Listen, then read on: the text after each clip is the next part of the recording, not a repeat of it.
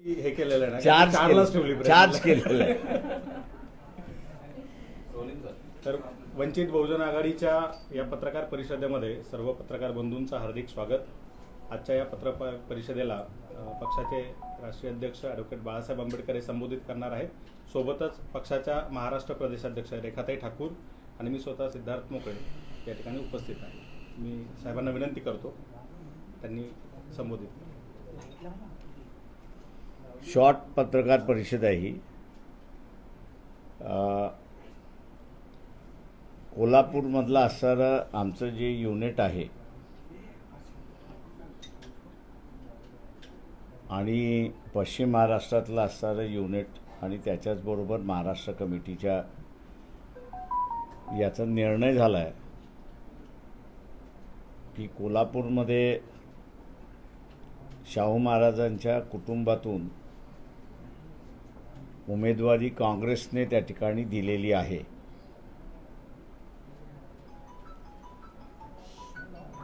आम्ही असणारं पक्ष म्हणून आणि आयडिओलॉजी म्हणून फुले शाहू आंबेडकर असं संबोधित त्या ठिकाणी करत असतो. आयडिओलॉजिकल भूमिका त्या ठिकाणी घेत असतो आणि त्याच्यामुळे शाहू महाराजांचा असणारा विचारसरणी आणि त्यांचं असणारं कुटुंब हे चळवळीचं जवळचं कुटुंब आम्ही त्या ठिकाणी असणारं मानतो. आणि म्हणून निर्णय तिन्ही ठिकाणी असणारं घेण्यात आलेला आहे की पक्षाच्या वतीने त्यांना पूर्णपणे आमचा असणारा पाठिंबा आहे.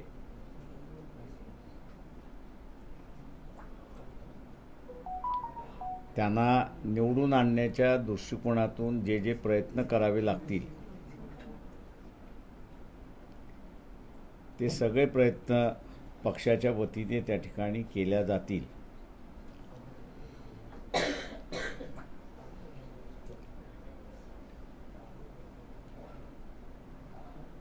आणि मागे जे घडलं होतं ते यावेळेस न घडू देणं याची दक्षता सुद्धा त्या ठिकाणी घेण्यात येईल.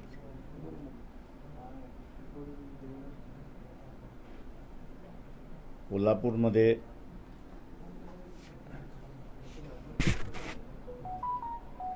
शाहू शहाजी छत्रपती यांचं नाव घोषित काँग्रेसमार्फत करण्यात आलेलं आहे.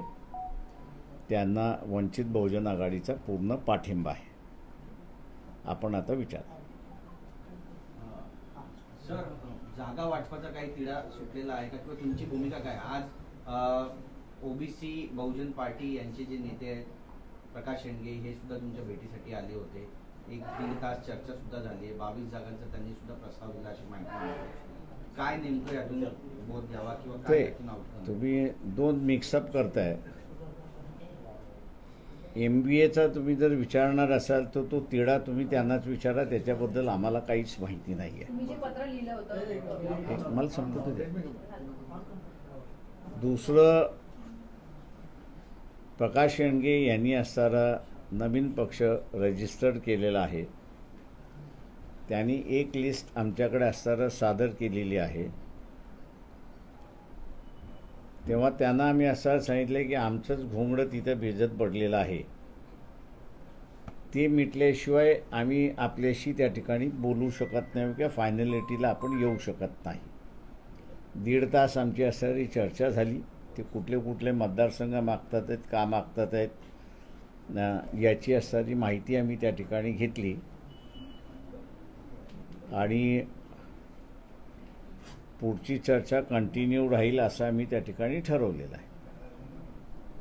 4 सीझनच्या बैठकीनंतर तुमची जागा वाटपासंदर्भात महाविकास आघाडीसोबत काही चर्चा झाली का? कारण दावे प्रतिदावे बरेच करण्यात आले. संजय राऊतांनी म्हटलं की प्रस्ताव स्वीकारला असतं तर बरं झालं असतं. त्या सगळ्याचा अर्थ काय काढायचा? म्हणजे आता पण म्हणतायत की प्रकाश आंबेडकर जे आहेत ते कोळी टाकत असतात. कोळी टाकत असतात की त्यांना वस्तुस्थिती दाखवल्या जात असते. दोन गोष्टी आहेत. त्यात माझं म्हणणं असं आहे की तुम्ही आम्हाला जर सहकार्य केलं असतं तर कदाचित हे घोंगडं इतके दिवस भिजलं नसतं. तुम्ही सगळ्यांनी असणारं टार्गेट आम्हाला केलं आणि म्हणून त्यांना त्यांचं कोंबडं झाकता आलं. त्यांचं कोंबडं आता असं उगवायला लागलेलं आहे, आवाज द्यायला लागले, बांग द्यायला लागलेलं आहे की 10 जागेवरती असणारा सेना आणि काँग्रेस यांचा टाय आहे. 5 जागांवरती NCP, शिवसेना आणि काँग्रेस असा असणारा टाय आहे. ही न्यूज माझ्या अंदाजानं एक 8-10 दिवस अगोदर आम्ही ज्यावेळेस मांडलं होतं, तिला असणारं प्राधान्य मिळालं असतं तर कदाचित तो रिझॉल्व झाला असता. पण सगळा टार्गेट हाच राहिला की वंचित जागा देत नाही, वंचित अमुक करत नाही, वंचित अमुक करत नाही, वंचित अमुक करत नाही. तिथे आमचाच प्रश्न होता, त्यांचंच भांडण मिटत नसेल, त्यांचाच तिढा जर संपत नसेल तर आम्ही त्याच्यामध्ये कुठे शिरायचं. त्याच्यामुळे आजही त्यांचा तिढा संपलाय असं आम्हाला काही कम्युनिकेट करण्यात आलेलं नाही. तुमची नेमकी भूमिका काय राहणार आहे जोपर्यंत शिवसेना असेल, राष्ट्रवादी असेल किंवा काँग्रेस असेल, त्या तिघांचा तिढा मिटल्यानंतर तुमची त्यामध्ये एंट्री होणार आहे? तुम्ही हो, पण त्यांचाच तिढा मिटणार नसेल तर आमची एंट्री करून काय उपयोग आहे? तोपर्यंत तुम्ही वेट अँड वॉचच्या भूमिकेत राहणार? आम्ही असं आजच सकाळी आम्ही सांगितलं की आमचं जे ठरलेलं आहे ते 26 तारखेपर्यंत आम्ही थांबणार. नाही तर 26ला आमची जी भूमिका आहे ती आम्ही देणार. त्याच्यामध्ये एक भूमिका आम्ही असं इथं मांडलेली आहे की आमच्या मदतीने काँग्रेस पक्ष 7 जागा ज्या जिंकू शकतात त्या 7 जागा त्यांनी असताना आम्हाला कळवाव्या. त्यामुळे आम्ही असं कुठे थांबलोय असं नाही आहे. आम्ही असणारा मूववरती आहोत. राज्यातल्या नेतृत्वाकडून काँग्रेसच्या काही वाटाघाटी होत नाहीत, काही बोलणं होत नाहीये. तुम्ही त्यांच्याकडे 7 जागांचा प्रस्ताव दिलाय की त्या 7 जागा तुम्ही द्यायला पाहिजे. जर स्थानिक पातळीवरती हा काही तुमचा संवाद काँग्रेससोबत होत नसेल तर दिल्ली पातळीवर आम्ही असणारा आमच्या पत्रामध्ये स्थानिक यांना लिहिलेलं नाही. ते पत्र आम्ही असणारा काँग्रेसचे अध्यक्ष जे आहेत खरगे ह्यांना असणारं लिहिलेलं आहे. रमेश त्यांचे असणारे जे EICC ऑब्झर्वर आहेत त्यांना असणारं त्या ठिकाणी लिहिलेलं आहे. आणि एक इन्फॉर्मेशन म्हणून आम्ही असणारा नाना पटोलेंना सुद्धा त्या ठिकाणी लिहिलेलं आहे. त्याच्यामुळे आम्ही असणारं एक्सपेक्ट असं करतोय की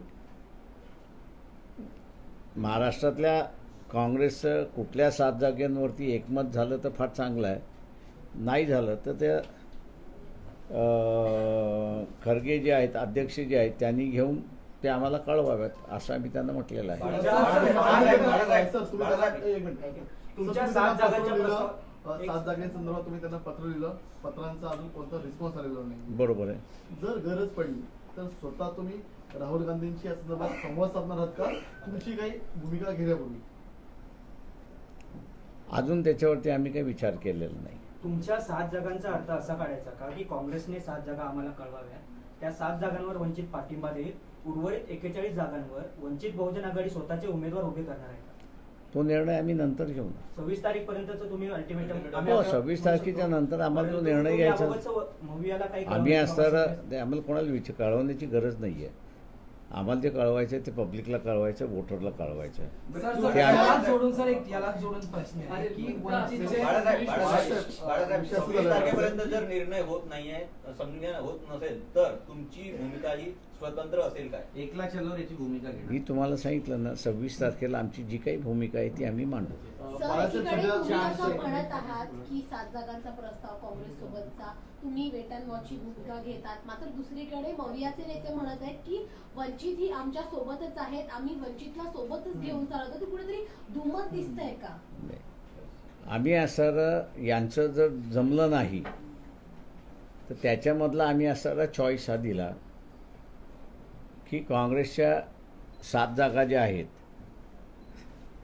त्या 7 जागा त्यांनी कळवाव्यात. म्हणजे मग आम्ही असं त्यांचं जमलं नाही तर प्रत्येकाला 48 जागा त्या तिघांपैकी लढवाव्या लागतील. आणि त्याच्या तिघांनी जर 48 जागा लढवायचं ठरवलं तर त्याच्यापैकी म्हणून आम्ही काँग्रेसला म्हटलं की 7 जागा तुम्ही आम्हाला कळवा, आम्ही तुम्हाला पाठिंबा देतो त्या 7 जागेवरती. बाळासाहेब, एकीकडे तुमच्यासमोर आव्हान असणार ते महायुतीचं. महायुतीची जवळपास पहिली यादी घोषित झालेली आहे. त्यांच्या आता 20 जणांची यादी येणे बाकी आहे. त्यांच्या दिल्लीमध्ये बैठका सुरू आहे. दुसरीकडे तुमचं असं म्हणतं की महाविकास आघाडीमध्ये जागा वाटपाचं घोंगडा अजूनही भिजतच आहे. तुम्ही वाट पाहताय ती 3 पक्षांची, त्या तिघांमध्ये काय ठरतंय त्यानंतर तुमची भूमिका जाहीर करणार आहात. तुमचं ऑब्झर्वेशन काय सांगतंय? महाविकास आघाडी तुम्हाला वेटिंगवर ठेवते का, किंबहुना महाविकास आघाडीच्या वेटिंगची तुम्ही 26 तारखेवरून वाट पाहणार आहात? त्यापूर्वी कार्यकर्त्यांना काय मेसेज देऊ इच्छिता का? तुमची काही भूमिका जाहीर ते करणार? आम्ही असं गेले 3 महिन्यापासून महाराष्ट्रभर सभा आणि आंदोलन चाललेलेच आहेत आमचे. त्याच्यामुळे आम्ही असं आजच्या स्टेजमध्ये असताना वेल्ड ऑइल्ड मशिनरी आमची इलेक्शनची झालेली आहे. त्याच्यामुळे आम्हाला असणारं हे जे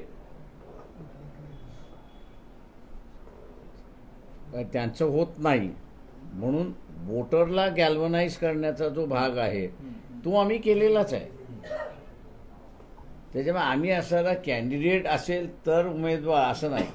आमच्या असणारं जी काही बांधणी आहे ती बांधणी म्हणजे जिल्हा पातळीची बांधणी, तालुका पातळीची बांधणी, शहराची बांधणी, प्रभाग, जिल्हा परिषद सर्कल, पंचायत समिती सर्कल इथपर्यंत आमची असणारी बांधणी आहे.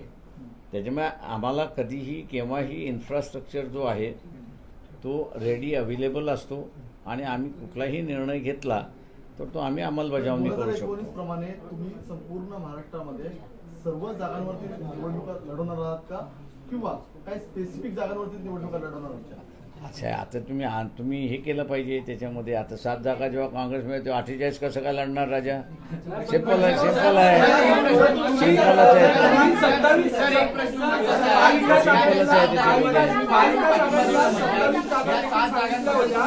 सांगू इच्छिता का की या निवडणुकीत कोणत्या जागा असणार आहेत? मी काँग्रेस पार्टीचा अध्यक्ष थोडी आहे. 27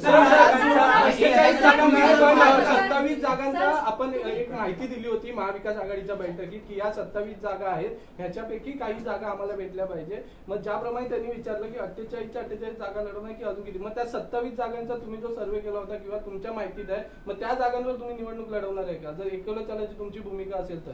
नाही, अजून मी म्हटले ना की आमची भूमिका जी आहे ती आम्ही 26 तारखेला मांडतो.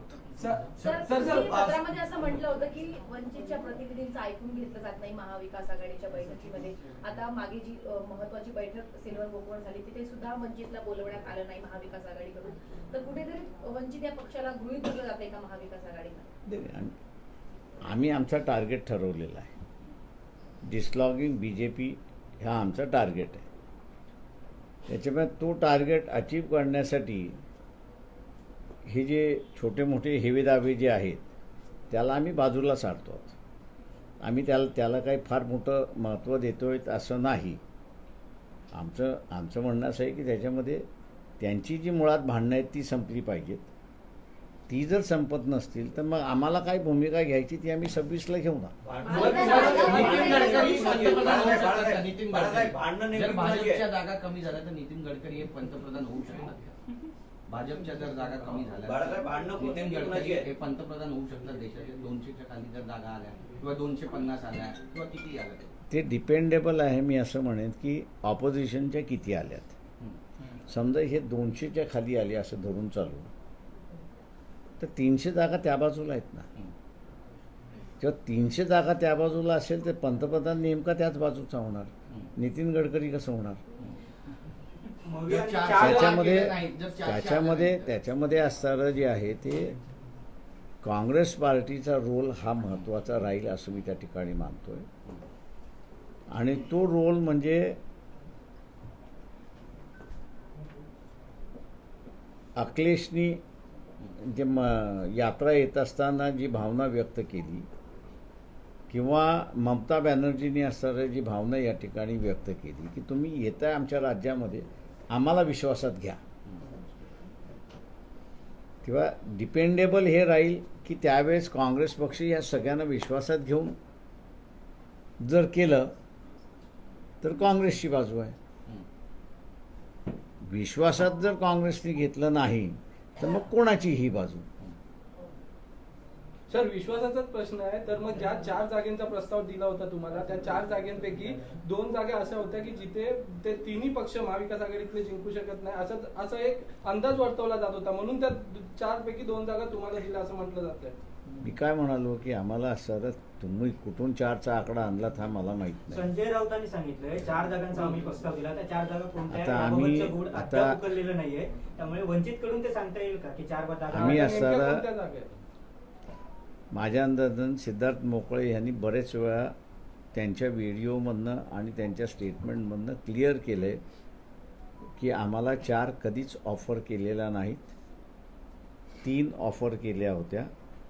त्याच्यामध्ये एक अकोला होती की जी आम्ही त्यांना म्हटलं तुम्ही परत घ्या, तसं म्हटलं तर 2च जागा त्याच्यामधल्या असणाऱ्या दिल्या होत्या त्यांनी. त्याच्यामुळे म्हणून म्हटलं की आम्ही जे म्हणतोय ते कॅरी करण्याच्या ऐवजी संजय जे म्हणतात ते फार मोठ्या प्रमाणात कॅरी केलं जाते, अशी असणारी परिस्थिती आहे. सर नेमक्या तुम्हाला किती जागा पाहिजे आहेत महाविकास आघाडीकडून? एक प्रत्यक्ष असं तुम्ही आता चर्चा सांग- ह्या टीव्हीवरनं होत नसतात. नाही, म्हणूनच म्हटलं जातंय की तुम्ही- तुम्हाला नेमक्या जागा किती तुम्हाला पाहिजे? convince करण्यामध्ये सर्व संजय राऊत- महाविकास आघाडीकडून वेगवेगळ्या जागेची आकडेवारी संजय समोर राऊत- येते. सर तुम्ही स्पेसिफिक संजय राऊतांचं नाव घेतलं की संजय जे म्हणतायत ते केलं पडत जातं. महाविकास आघाडीमध्ये प्रमुख 3 नेते आहेत, शरद पवार आहेत, उद्धव ठाकरे आहेत, नाना पटोले आहेत.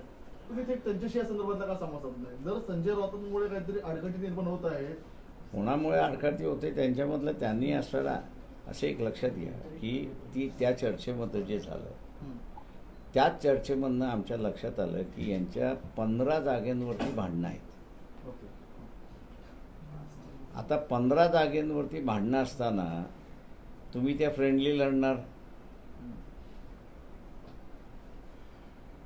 आणि उरलेल्या जागेंवरती तुम्ही काय करणार, याचा कुठेतरी निर्णय झाला पाहिजे. तो निर्णय झाल्याशिवाय आम्ही असताना पुढे काहीच बोलू शकत नाही. आता समजा त्यांनी निर्णय घेतला की 15 जागेवरती फ्रेंडली करायचं,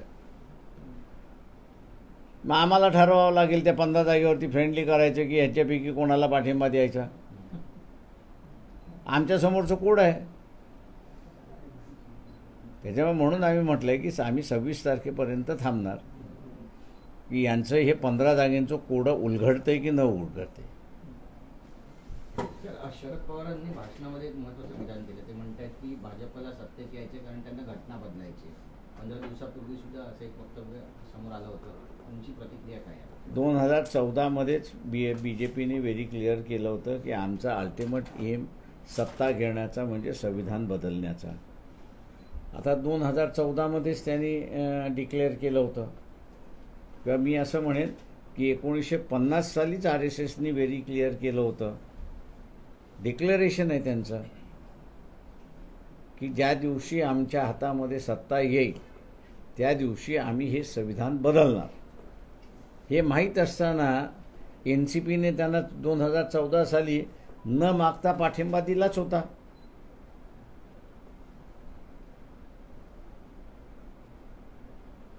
सर तुम्ही काँग्रेसला 7 जागांवर सपोर्ट करू असं म्हणताय, जर यांचं ठरलं नाही. ज्या वेळेला ट्रायडेंटमध्ये बैठक झाली होती त्या बैठकीमध्ये तुम्ही उपस्थित होतात.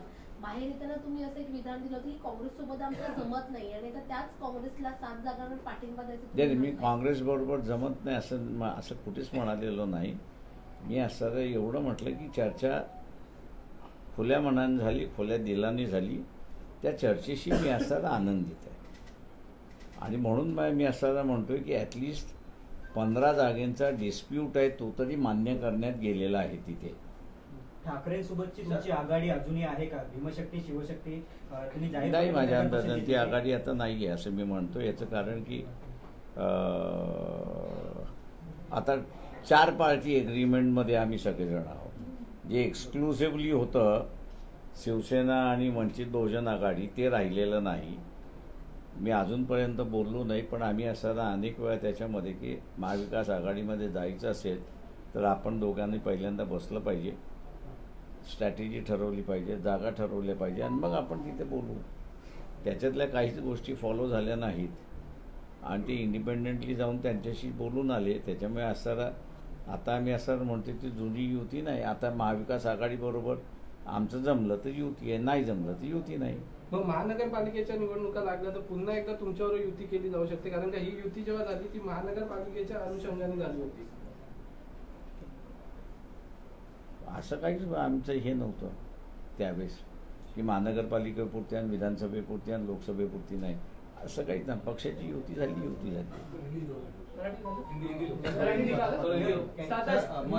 एक मिनिट जालन्याची जी जागा आहे मनोज जरांगे जर लढतील तर आपली भूमिका त्याबद्दलची काय त्यांच्या देखील नावाची चर्चा. मला वाटतं उद्यापर्यंत थांबलं पाहिजे, कारण का 24 तारखेला जरांगे पाटील यांनी त्यांच्या सगळ्या कार्यकर्त्यांची बैठक बोलवलेली आहे.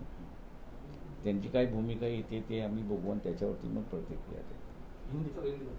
सर हिंदी में सवाल ये कि एक निवेदन होने दो, निवेदन करते पहले फिर सवाल. अच्छा, सर क्या आपने स्टैंड लिया कोल्हापुर की सीट को लेकर कांग्रेस? देखिए, कांग्रेस पार्टी ने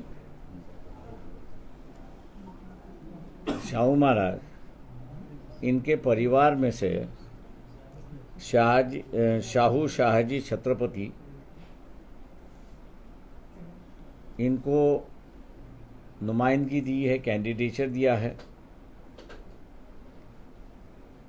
हम लोग जो है वो महात्मा फुले शाहू महाराज बाबा साहब की फिलॉसफी यहाँ पर अमल करते हैं, लागू करते हैं, उसी का ही प्रचार करते हैं. शाहू महाराज की जो फैमिली है वो हमारे लिए आदरणीय है, और इसलिए जब उस परिवार की किसी सदस्य को कांग्रेस पार्टी ने उम्मीदवारी दी है, शाहजी छत्रपति को जो उम्मीदवारी दी है, वंचित बहुजन आघाड़ी उसका समर्थन करती है, और वंचित बहुजन आघाड़ी जो है इनकी जीत के लिए प्रयास करती रहेगी. सर इसके अलावा जिन 7 सीट का जिक्र आपने कांग्रेस से किया था कि आप समर्थन देने के लिए तैयार हैं, क्या कुछ उसके आगे बात बढ़ी है, उनकी ओर से कुछ कहना? मेरे ख्याल से देखिए कि ये सवाल जो है वो थोड़ा सा वक्त के दायरे में नहीं है. उसकी वजह यह है कि अभी भी 15 सीटों पर महाविकास आघाड़ी के तीनों घटक पार्टियां जो है उनमें तालमेल नहीं हो चुका है. इसलिए डिसाइड करना मैं समझता हूँ उनके लिए थोड़ी सी तकलीफ है. जब कभी उनकी लिस्ट आ जाएगी तो हम लोग उनको जो है समर्थन जाहिर करेंगे. सर आप जिस तरीके से कहते हैं कि आप कांग्रेस के 7 ऐसे कैंडिडेट्स को आप समर्थन देने के लिए तैयार हैं, कभी आप शिवसेना के पहले करीब गए थे, तो यही फैसला शिवसेना के बारे में क्यों और एनसीपी? हमने उस दिन जो कहा था, हमने कहा कि हमारी भूमिका जो है वो हमने कांग्रेस के लिए खुली की है. जिसको समर्थन चाहिए वो हम लोग के साथ में अप्रोच करे, हम उससे बातचीत करने के लिए तैयार हैं. शिवसेना के साथ आपका पहला गठबंधन है जो आपने भीम शक्ति शिव शक्ति कही, माने वो भी अस्तित्व में? नहीं, हमने उनसे कहा था कि भैया महाविकास आघाड़ी की चर्चा जो है वो चर्चा अपन पहले करेंगे, शिवसेना और वंचित बहुजन आघाड़ी, कुछ बातें अपने में तय हो जाए और फिर हम लोग वहाँ से बातचीत करें तो प्रस्ताव आगे बढ़ता रहेगा और उसको कहीं ना कहीं तो भी शेप देना होगा. लेकिन मेरे ख्याल से शिवसेना ने जो है इस बात को नहीं माना. वो डायरेक्ट MBA के जो पार्टनर्स हैं उनके साथ में उन्होंने बातचीत शुरुआत की. इसलिए मैं समझता हूँ कि जो अनाउंसमेंट हुई थी वो आगे ले जाने में उनका कोई इंटरेस्ट नहीं है. MBA के साथ में जाने का उनका इंटरेस्ट है, इसलिए हम लोग वहाँ पर रुक गए हैं. और सर इसके अलावा आप कौन सी वो तारीख बताएंगे आप जहाँ पे आप फैसला लेंगे महाविकास आघाड़ी के साथ आप हैं या नहीं है, या आप अकेले? देखिए हम तो है, देखिए कि 27 तारीख आखिरी है पहले फेज की नॉमिनेशन भरने की. 26 तारीख तक हम लोग रुकेंगे और 26 तारीख को मेरे ख्याल से दोपहर जो है वो हम लोग जो हमारा निर्णय होगा वो निर्णय हम लोग जो है वो आप लोगों के सामने और आप लोगों के माध्यम से लोगों के सामने जाहिर करेंगे. सर जिस तरह से देर रात अरविंद केजरीवाल को अरेस्ट किया गया है, किस तरह से देखते हैं आप? ठीक लोकसभा चुनाव के दौरान उनको अरेस्ट किया गया है, कहीं ना कहीं जो इंडिया अलायंस है उसको कहीं ना कहीं एक झटका लगेगा आपको लगता है? क्योंकि प्रचार भी नहीं हुआ है, अभी तक शुरू नहीं हुआ और अरविंद केजरीवाल को जेल में ना हुई. देखिए एक बात है, उनके वकीलों ने मुझे थोड़ा सा कानूनी थोड़ी सी जानकारी होने की वजह से ये जो शराब का मामला जो है ये कैबिनेट डिसीजन का मामला है. कैबिनेट डिसीजन हुई कि नई पॉलिसी ले आना है अब नई पॉलिसी आती है तो उसमें कभी घाटा भी आता है तो उसमें कभी प्रॉफिट भी आता है। अब ऐसा है कि पॉलिसी को कोर्ट भी एग्जामिन, जहाँ तक मैं समझता हूँ कि कैबिनेट डिसीजन को कोर्ट भी एग्जामिन नहीं कर सकती है, ना इंक्वायरी एजेंसी उसको इंक्वायर कर सकती है। वो इंक्वायरी करने का अधिकार जो असेंबली में और पार्लियामेंट में जो पीएसी है, पब्लिक अकाउंट्स कमेटी जो है, वो पब्लिक अकाउंट कमेटी को है और संवैधानिक तौर से ये सीएजी को है और किसी को नहीं है। इसमें थोड़ा सा तोड़ मड़ोड़ के उन्होंने कहा कि मनी लॉन्ड्रिंग इसमें हुआ है। अब मनी लॉन्ड्रिंग हुआ है, 100 करोड़ रुपए का मनी लॉन्ड्रिंग हुआ, ऐसा ये कह रहे हैं। तो मेरे ख्याल से इनके जो वकील है उन्होंने सीधा कहना चाहिए कि भैया ये जो 100 करोड़ है, ये 100 करोड़ का आंकड़ा आया कहाँ से? अगर है तो फिर उसको कोर्ट के सामने पेश करना चाहिए। ये तो मैं कहूँगा कि तोड़ मड़ोड़ करके मनी लॉन्ड्रिंग का मामला पॉलिसी मैटर में बना दिया, ऐसा मैं मानता हूँ। जब तक इसका लिंकेज नहीं होता तब तक ये अरेस्ट करना भी कानूनी है, ऐसा मैं वहाँ पर नहीं मानता हूँ। सुप्रीम कोर्ट को हम लोग दरख्वास्त करते हैं, विनती करते हैं कि क्या कैबिनेट डिसीजन जब लिया जाता है, वो इकोनॉमिक डिसीजन अगर हो तो उसमें लॉस एंड प्रॉफिट की कहीं ना कहीं तो भी बात आती है। अगर लॉस एंड प्रॉफिट की अगर बात आती है तो मेरे ख्याल से नानी पालखेवाला जब बजट पर बम्बई में बोलते थे तो वो कई सेक्रेटरियों के डिसीजन से केंद्र सरकार को कितना नुकसान हुआ उसका वो विवरण और फिगर भी देते थे। लेकिन इस बात को पब्लिकली बाहर आने के बाद भी किसी भी सरकार ने उस सेक्रेटरी और उस मंत्री को हिरासत में नहीं लिया, ना उनके खिलाफ कोई कानूनी कार्रवाई की। उसकी वजह यह है कि कैबिनेट डिसीजन लेता है, एक व्यक्ति नहीं लेता है। अगर ये शराब का मामला अगर कैबिनेट डिसीजन का है तो मैं ये कहूँगा कि पूरा कैबिनेट अरेस्ट होना चाहिए। सिर्फ उसमें से जो मंत्री है उसको और मुख्यमंत्री है उसको क्यों? कलेक्टिव डिसीजन, कलेक्टिव रिस्पॉन्सिबिलिटी है।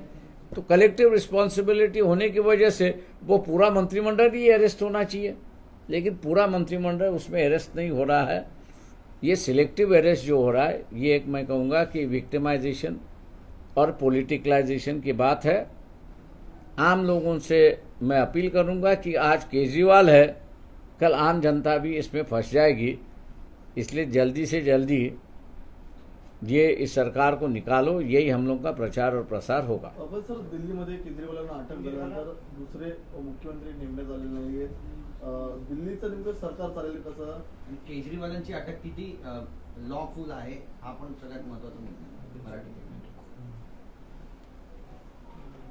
संविधानामध्ये असं प्रावधान आहे की कॅबिनेट डिसिजन हे कोर्टामध्ये चॅलेंज केले जाऊ शकत नाही. कोर्टाचा इश्यू कधी येतो की ज्यावेळेस कॅबिनेट डिसिजन झालेला आहे, ते कॅबिनेट डिसिजन असेंब्लीच्या सभागृहामध्ये गेलेलं आहे आणि प्रत्येक सभागृहामध्ये पीएसी आहे, म्हणजे पब्लिक अकाउंट्स कमिटी आहे. त्या पब्लिक अकाउंट्स कमिटीने जोपर्यंत यांच्या ह्या निर्णयामुळे शासकीय लॉस झालेला आहे, आता लॉस हा सुद्धा दोन प्रकारचा लॉस आहे, एक सिव्हिल लॉस आहे आणि एक क्रिमिनल लॉस आहे.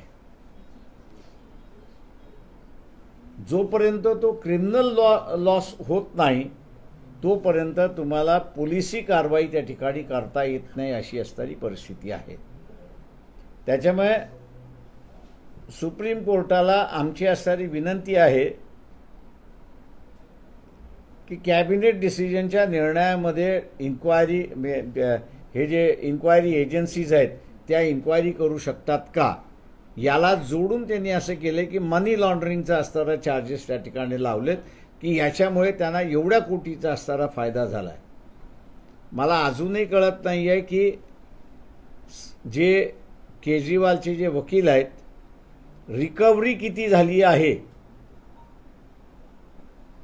याचं विवरण तुम्ही देणार आहात की नाही, की जस्ट हिअरसे की 100 कोटीचा असणारा नफा झालेला आहे, ट्रान्झॅक्शन झालेलं आहे, अमुक झालेला आहे, पण ते ट्रान्झॅक्शन सिद्ध करता येत नाही.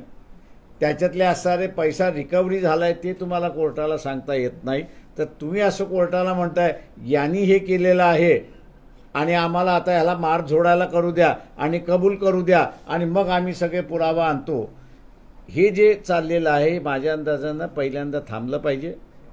सामान्य माणसांना असणारं माझं आव्हान आहे की आज केजरीवाल आहे, उद्या आपण सगळे सध्या असू शकतो अशी परिस्थिती आहे. तर माझा प्रश्न असा होता की त्या ठिकाणी आता राज्यामध्ये मुख्यमंत्री नाही आहे, तर राज्य सरकारचं काम चालणार कसं? कारण की कॅबिनेटचे प्रमुख म्हणून मुख्यमंत्री कॅबिनेट बैठक घेत असतात, फाईल क्लिअर करत असतात. आता जर मुख्यमंत्री जेलमध्ये असतील तर कॅबिनेटचे निर्णय कोण घेणार, एक प्रश्न.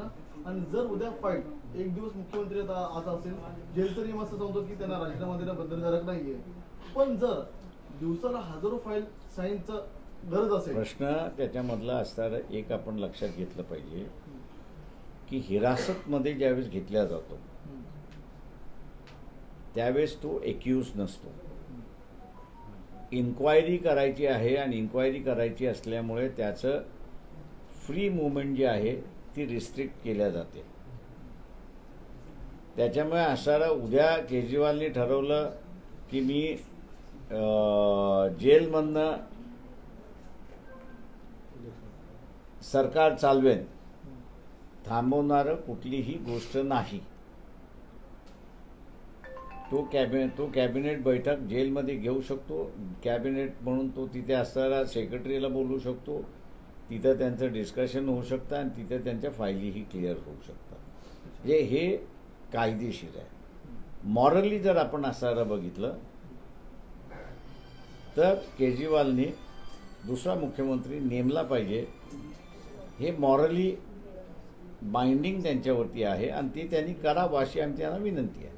बरं सर, दिल्लीमध्ये बैठका सुरू आहेत. महायुतीच्या जागेचा देखील तिढा जो आहे तो अद्यापही सुटलेला नाही. आता एक माहिती अशी सुद्धा येते की अमित शहा यांच्यासोबत राज ठाकरेंची जी बैठक झालेली आहे त्यामध्ये शिवसेनेचं नेतृत्व हे भविष्यामध्ये राज ठाकरेंनी करावं असं त्यांना सांगण्यात आलेलं आहे. ही माहिती सूत्रांकडून मिळते. भविष्यामध्ये असं काही घडेल असं वाटतं तुम्हाला? नाही, मला काहीच त्याच्यावरती कॉमेंट्स नाही. No comments. थँक्यू. आडवा प्रिंटला जायला फोटो